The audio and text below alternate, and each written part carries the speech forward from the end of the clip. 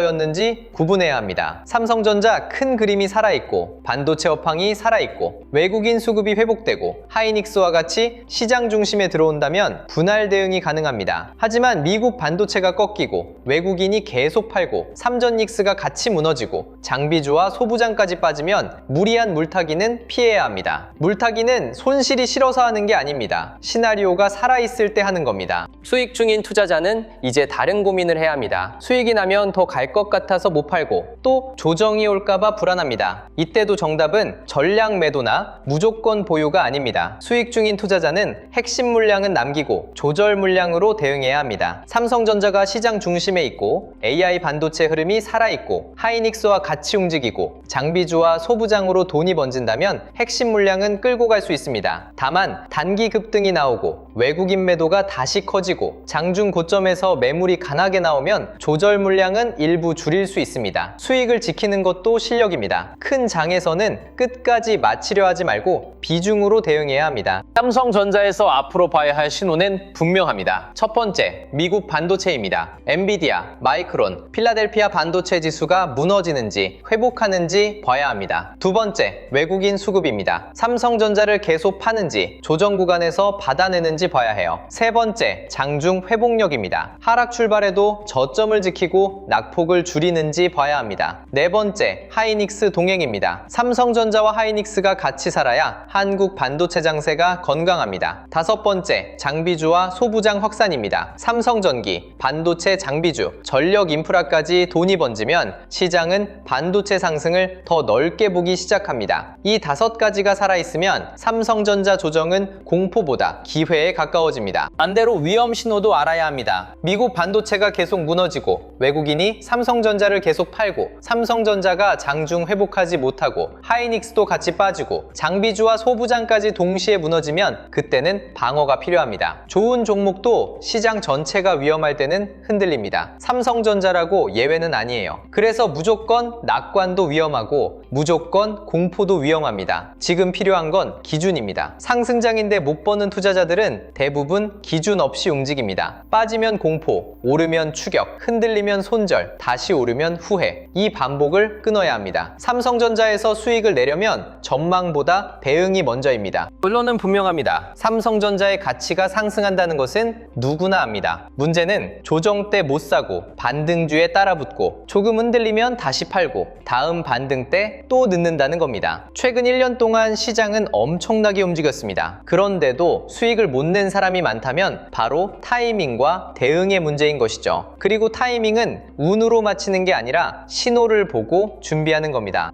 지금 시장은 우리가 예전에 알던 코스피가 아닙니다. 사이드카와 서킷 브레이커가 반복되고 삼성전자와 하이닉스 같은 초대형주도 하루에 몇 %씩 급등락하는 시장입니다. 이런 시장에서는 좋은 종목을 몰라서 못 사는 게 아니라 언제 시장이 다시 보기 시작하는지 신호를 놓쳐 늦는 경우가 많습니다. 삼성전자도 마찬가지입니다. 미국 반도체 흐름, 외국인 수급, 삼전닉스 동행, 장중 회복력, 장비주와 소부장 확산, 이 흐름을 매일 혼자 다 체크하기는 쉽지 않습니다. 그래서 영상 아래 더보기란에 주도주 알림센터 신청 페이지를 남겨두겠습니다. 여기서는 장전 시황, 관심 종목 신호, 한국 반도체와 주도주 흐름, 미국 나스닥 주도주 흐름까지 시장에서 실제로 돈이 움직이는 방향을 같이 체크하면서 투자에 적용하시기 바랍니다. 그리고 단순히 신호만 따라가는 것이 아니라 시장의 흐름을 스스로 읽고 대응하는 눈도 키우셔야 합니다. 영상 아래 더보기란에서 무료 배포 중인 전자책 코스피 8000의 시대 자료도 함께 확인해 보시면 좋겠습니다. 삼성전자는 하루 반등하고 끝나는 종목이 아닙니다. 한국 반도체와 코스피의 중심축입니다. 하이닉스와 함께 AI 반도체 상승장을 끌고 가는 대장주예요. 하지만 아무 자리에서 사도 되는 종목도 아닙니다. 좋은 종목일수록 타이밍이 중요합니다. 조정 때 못 사고 반등주에 따라붙고 흔들리면 다시 팔아버리는 습관을 바꾸지 않으면 다음 상승장에서도 같은 실수를 반복하게 됩니다. 지금부터는 삼성전자를 아느냐 모르느냐가 아니라 언제 보고 어떻게 나눠 사고 어떤 신호에서 버티고 어떤 신호에서 조절할지를 봐야 합니다. 결국 계좌를 가르는 건 종목 이름이 아니라 대음입니다. 그리고 삼성전자 같은 대장주는 그 차이를 가장 크게 보여주는 종목입니다.